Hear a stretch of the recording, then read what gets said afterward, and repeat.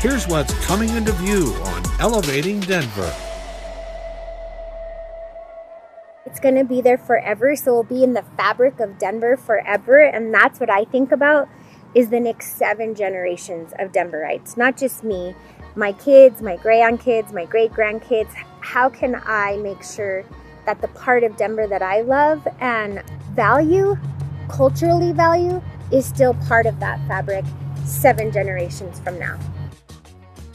The required public hearing for Council Bill 536 is open. May we have the staff report? The application and public hearing before you today is the designation of Raza Park as a local historic cultural district. Recently at City Council, Raza Park, which is located in Northwest Denver, was designated as a cultural historic district.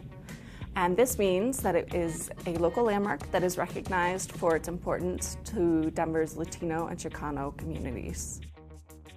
We also recognize that you can't designate what you don't know exists.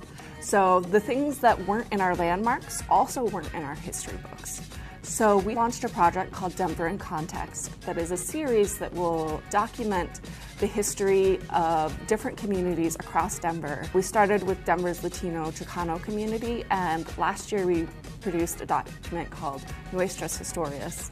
In that document, Raza Park was identified as a site being particularly important to the community, both historically and culturally. After the document came out, Councilwoman Sandoval approached Community Planning and Development and Parks and Recreation about doing a designation of Raza Park on behalf of the community. As we started working on the application, we came into some hurdles. In mainstream media, there's not good representation of what happened at this park. There's not good representation of the Chicano movement. We were agitators. There was blatant discrimination. And so I had to come up with a new idea of how are we going to designate this park without going to our traditional mainstream media sources when you do a historic designation. And so I asked Community Planning and Development if we could do oral tradition, like in the Latino community and a lot of communities of color. You share your traditions and stories down from one generation to another.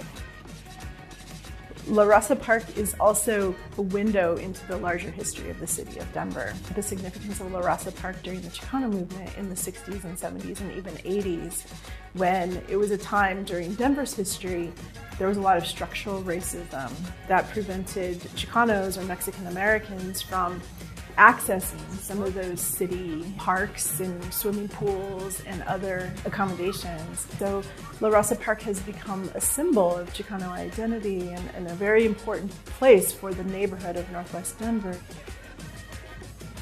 The designation of a cultural district is a chance for Denver and the surrounding community to really uplift and honor the people who have made Denver the place it is today.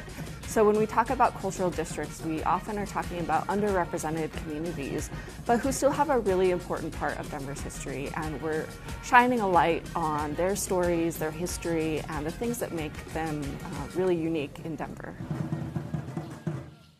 Community involvement and activism in asserting our own stories is absolutely vital, because our stories are not written in the history books. They're not written in the landscape the way other stories have been. And so they've been suppressed, they've been, pushed to the side, they've been marginalized. And so that's the only way we're going to bring these stories forward.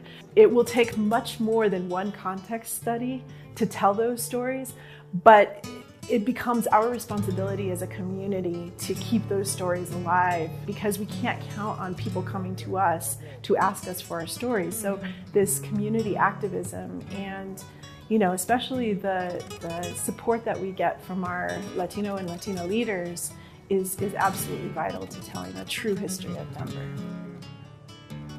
So it's a labor of love. That's what I called it. It's not an easy process.